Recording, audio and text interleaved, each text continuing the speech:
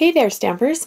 Today I'm going to show you how to make this flower. I'm not really sure what to call it. I think maybe it's kind of like a peony.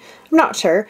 Kind of looks a little bit like a carnation, but carnations aren't round and balls like that. So I don't know. All you flower people out there probably can tell me what it looks like. I'm not really a flower person. I'm a crafty person. Anyways, I'm going to show you how to make it. So pretty simple. You are going to first need to cut out some flower shapes. So I used the Crepe Filter Paper in the catalog. So in the package you get rectangles and you get circles, and I used all of it. You're going to need about 36 flowers cut out of this. So, and it doesn't matter if you cut the edge of the petals off a little bit. You can't really tell once it's in the flower. Okay, so that's all been cut out. Let's move that away. And you can separate these. So let me show you which die I used to cut these out. I used my Floral Frames framelits, and it was this particular flower out of the set right here that I used to cut out my flowers. Okay, and I did find that I could cut through 4 sheets of this Crepe Filter Paper very easily with my framelits. Okay, so the next thing you're going to need is a skewer and a styrofoam ball. Okay, now my styrofoam balls I just purchased at my local dollar store, and you can see that there's these little holes all over it here. So what I did with the pointy end of my skewer, I just poked holes all over it, and I found that that was easier to do the next step than just trying to stab the tissue paper in, or sorry, the crepe paper in. Okay, so once you've poked holes all over your styrofoam ball, you're going to take one of your flowers and to the not pointy end of your skewer, and you just kind of want to wrap it around the end of your skewer like so. Find a hole and just stick it in. Okay, now if you're worried about these coming out, you can put a little bit of glue on the bottom of it and then stick it in.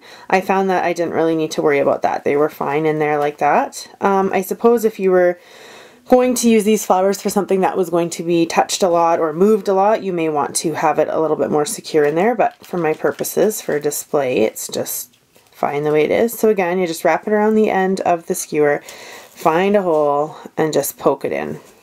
Okay? And you would continue doing that until your entire styrofoam ball is full.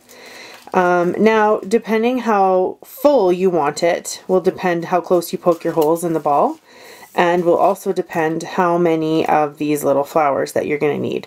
So I found it was okay to have a little bit of empty space between, because they kind of will puff out a little bit and fill in that space. So again, you're going to want to continue until the whole thing is full. And then the next step, you're going to take a Stampin' Spritzer, and you are going to fill it with water. And I filled it about up to here. So maybe an inch from the threading at the top there where the cap screws on, with just water. And then I put in about 12 drops of Hello Honey ink. Okay, so then, now normally I do this over top my garbage can. I think I have the prettiest garbage can in town. It's colorful, it's sparkly, it's shimmery, it's just beautiful. Garbage cans really should be pretty, shouldn't they? So anyway, so you're going to take your spritzer and you're just going to spritz it. And I found that you do need to kind of turn it. Now again, just think that your styrofoam ball will be completely full, so pretend that mine is.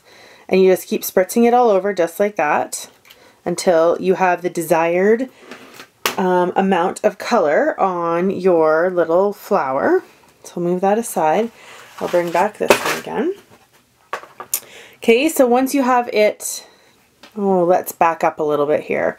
Before I spritzed it, I got stuff dropping all over the place. Before I spritzed it, I did stick my stem in.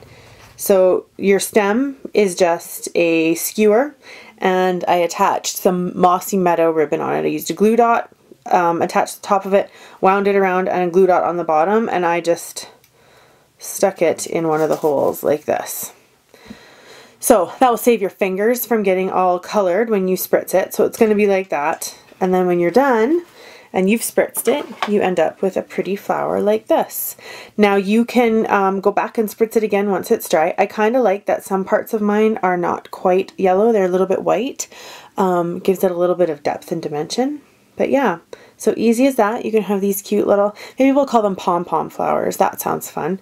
Or they could be like Lorax trees, I guess. So that's it for today. Have fun making these flowers and have an inspired day.